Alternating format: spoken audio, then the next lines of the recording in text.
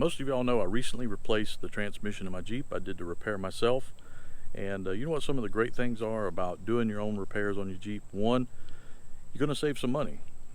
Two, you're going to have a better understanding about the vehicle, your Jeep, or whatever you're working on. You're just going to have a better overall understanding of its mechanics, its operations, and it's just going to help you in the future, in the long term, to repair that vehicle, maintain it, and keep it going. But the one great thing is you save money, you learn some things, do it yourself, but also you get to buy some cool tools sometimes.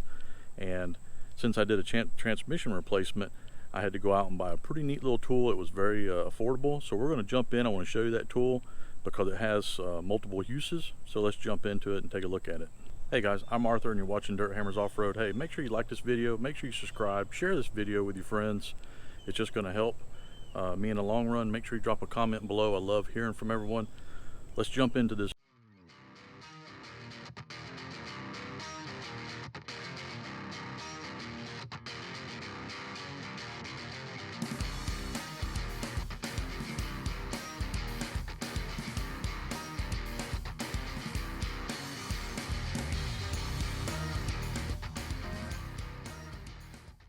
So here it is. It's a 450-pound transmission jack by Pittsburgh. It comes from Harbor Freight, obviously, so you know where it's made.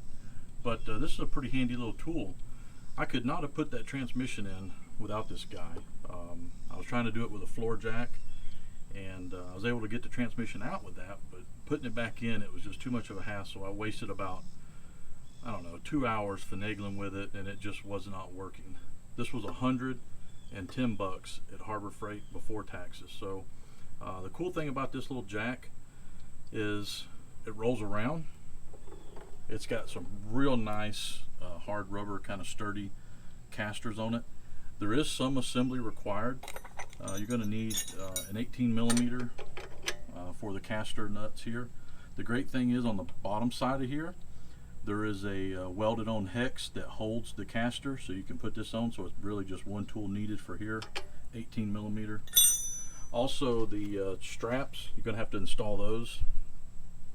13 millimeter, 14 millimeter, just to install this bolt, pass it through the strap. You got to do that on each side. Comes with a buckle ratcheting tie down strap system, which now that we're talking about that, basically depending on the size of the transmission well and how much room, you may not have enough room. This is a pretty large buckle. I mean, I think they used the largest one they could find. So depending on the transmission well design and how tight that is on the vehicle, you could easily rig up something different here, remove this, maybe use a chain or something like that. But it rolls really smooth, even with weight on it. It does accept a 1/2 inch drive to operate it. I do recommend using, when it's loaded, to use the like a cordless impact on it to get it started and get it close to where you want to work, and then at that point you can use a 1/2 inch drive ratchet to slowly work it into position. It's got these thumb screws on each side, so it's slotted. This is kind of raised and lower to adjust the angle of the transmission as you're trying to install it. It's basically about 7.5 inches tall, or 7 inches tall roughly, all the way down.